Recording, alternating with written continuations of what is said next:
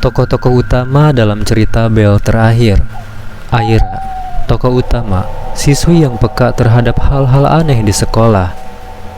Zakira, teman dekat Kaisa, gak penakut tapi setia. Kaisa, murid yang punya keberanian lebih, kadang nekat.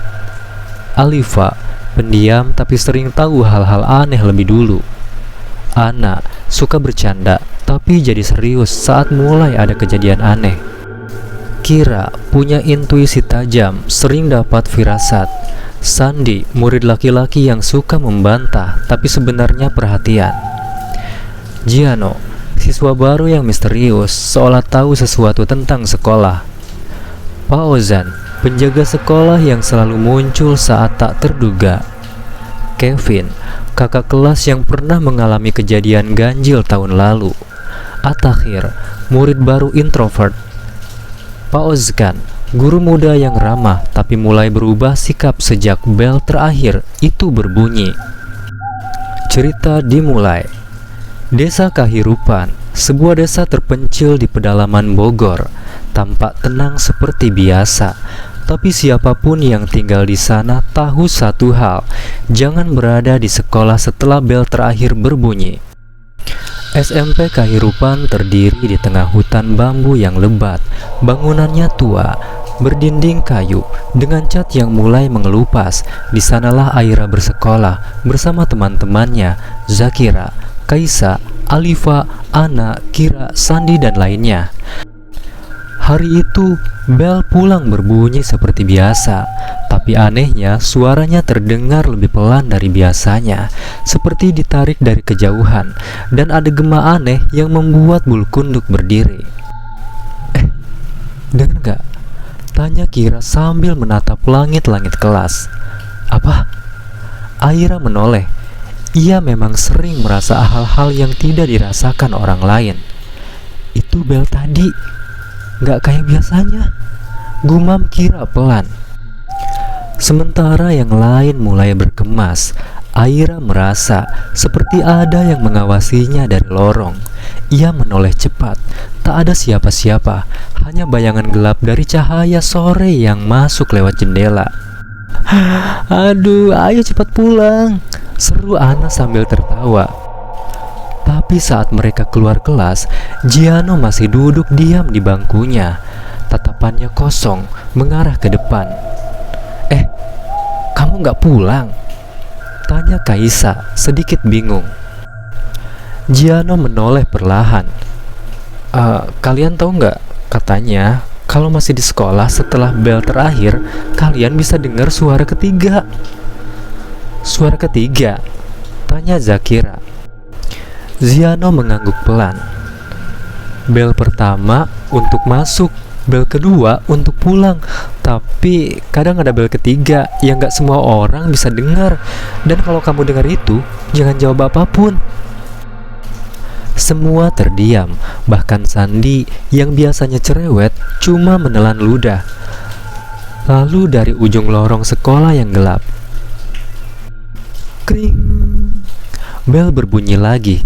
Padahal seharusnya sudah tidak ada bel lain setelah itu. Dan yang lebih menakutkan lagi, tak ada siapapun yang berada di ruang bel hari itu, karena Pak Ozkan sudah pulang lebih dulu. Suara bel ketiga itu bergema lama di lorong tua sekolah. Bunyinya seperti diputar dari alat rusak tersendat, serak, dan tak wajar. Semua terdiam.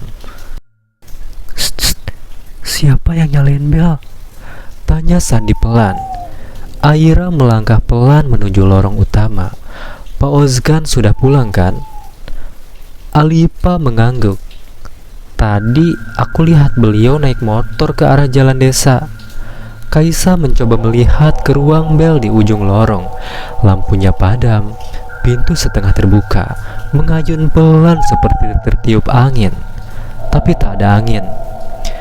Giano berdiri, ekspresinya datar. Kalau sudah bunyi ketiga, harus segera keluar sekolah, katanya dingin. Mereka mulai berjalan cepat ke arah gerbang. Tapi begitu sampai di koridor tengah, Pintu menuju gerbang utama terkunci cepat. Ana mencoba mendorong. Kok nggak bisa dibuka? Tadi nggak dikunci. Aku juga nggak dengar suara kunci diputar nih. Tambah Zakira panik. Kira menggigit bibir. Ih, aduh, ini nggak wajar banget. Gerbang nggak pernah dikunci jam segini. Tapi kenapa ini terkunci? Lalu terdengar suara langkah, pelan-pelan, seperti sepatu kulit tua. Tap, tap, tap. Tapi suaranya bukan dari arah gerbang. Suara itu datang dari arah ruang guru yang seharusnya kosong. Ziano berdiri mematung. Kalian masih belum sadar ya? Bisiknya. Setelah bel ketiga, sekolah ini bukan tempat kita lagi. Semua menoleh padanya. Maksud kamu apa, Ziano? Tanya Kevin, yang tiba-tiba muncul dari balik pilar. Ia ternyata masih di sekolah. Katanya sedang menyelesaikan laporan OSIS. Ziano menatap mereka satu persatu. Kalian pikir ini cuma cerita? Dulu tahun lalu aku pernah dengar bel itu. Temanku gak pernah keluar dari sini lagi. Semua terdiam. Angin dingin entah dari mana tiba-tiba berhembus melewati lorong. Pintu kelas mereka tertutup dengan bunyi duk yang keras. Lampu-lampu mulai berkedip. Dan dari jendela bayangan hitam lintas cepat. Aira menatap Kevin. Kamu yang pernah ngalamin kejadian ganjil itu, Cap? Kevin mengangguk. Dan aku kira kalau aku diam, semuanya gak akan terulang. Ziano melanjutkan, pelan dan berat. Bel ketiga membangunkan sesuatu yang tinggal di bagian sekolah yang sudah gak dipakai, di ujung koridor yang selalu terkunci.